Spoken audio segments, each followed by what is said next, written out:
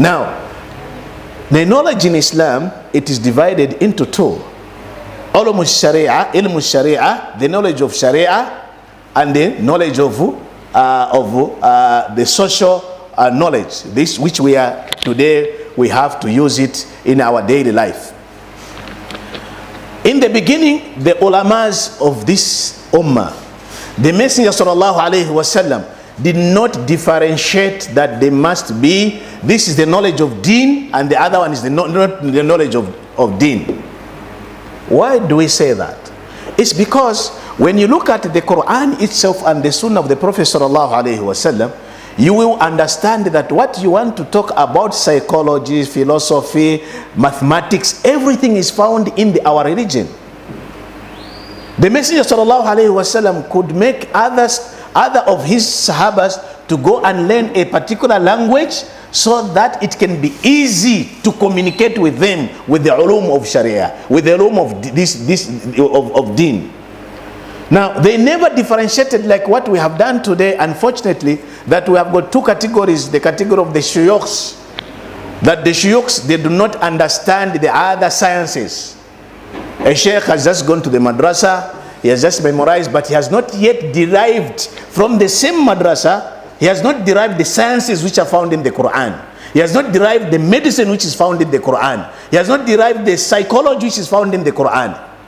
So you found that today's knowledge, as Muslims today, we have really diverted from the original way of the methodology of the seerah of the Prophet sallallahu alaihi wasallam, how he taught this ummah in terms of this knowledge.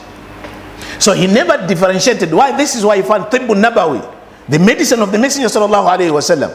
How many of the things the Messenger sallallahu alaihi wasallam has talked about in terms of the medicine, which the scientists today, they are discovering and they're using that. So the source of this science is where? It is from the Quran.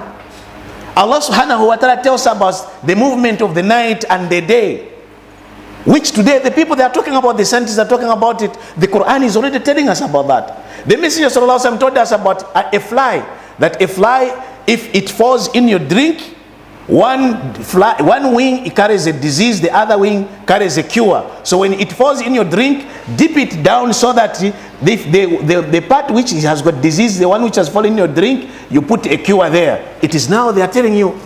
Today the scientists, they are discovering that. The Messenger said, "Idha walagha al-qalbu fil ina."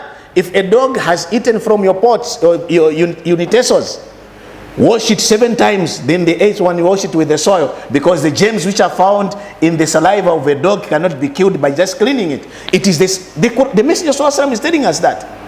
But why is it that us today, we have tried to differentiate between the knowledge of this, the Sharia, and the knowledge of this dunya, when the first verses of the Quran, Iqra, it combined both the types of knowledge. You see, Imam Ibn Taymiyyah himself, he studied medicine, he studied the astronomy, he studied the psychology, he studied everything before he became a sheikh. Why? Because if you look at the word faqih, who is a faqih? A faqih is a lawyer who's supposed to understand the masail. And this is where the biggest challenge is today with our ummah, that the mashayikh, they have not learned the other knowledge. They have considered to be the knowledge of this world. Meanwhile, they are forgetting that you are in this world. وَلَا تَنْسَ نَصِيبَكَ مِنَ الدُّنْيَا. Do not forget the nasib which Allah has given you in this world. You are living in this world. For you to give a proper fatwa about a particular mas'ala, about a particular disease, you need to understand that particular disease. If you do not understand that particular disease, it will be difficult for you to give a mas'ala and a fatwa on that, because you do not understand it.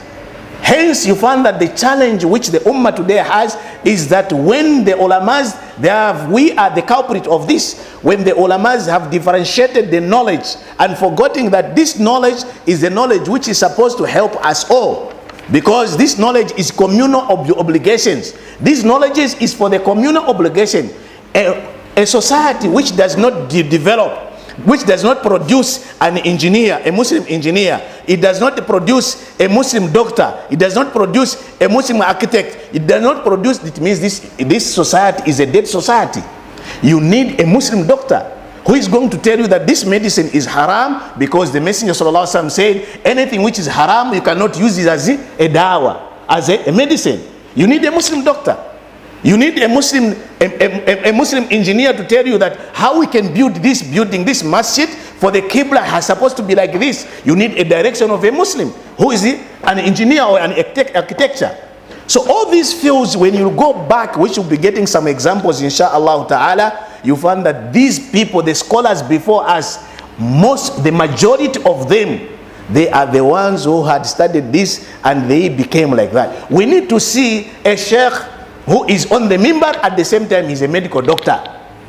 We need to see a sheikh who is on the mimbar or a da'i, at the same time he's an agriculturist. We need to see a sheikh or the da'i who is standing up there, but he has done these fields. Or these fields, we cannot separate them from that. Okay? Then, when you look at the pen which Allah subhanahu wa ta'ala, alladhi allama bil qalam, the pen which Allah subhanahu wa ta'ala has created with the pen is more mightier than the sword. The pen is more mightier than the sword. You found that many people, they learned with a pen than the sword. In the beginning of Islam, the Messenger sallallahu alaihi wasallam, he taught his ummah, the first madrasa which was in his masjid, he taught his sahabas on how to teach other people. He could combine, he could do this. He would say, okay, the people of Medina that have come in Mecca during Hajj time, he will assign someone. He say, okay, you are going to Medina and you are going to teach these people. So he was using not a sword. He was not opening up Islam because of the sword, but the pen by knowledge itself. So the sound knowledge eradicates all sources of evil. The sound knowledge, it eradicates all sources of evil, whether it is Islamically, whether it is these other things. We do not, hence Allah subhanahu wa ta'ala gave the foundation of Iqra for both two ways, that it is a beginning of everything. At that particular time, the Arabs, they used to bury their daughters alive. The Arabs, they used to make tawaf naked at the Kaaba. The Arabs used to do a lot of nasty things. But Allah subhanahu wa ta'ala, in the beginning, He did not mention all those things which the Quraysh, they were doing that particular time, but He mentioned the knowledge which is going to eradicate all those sources of evil.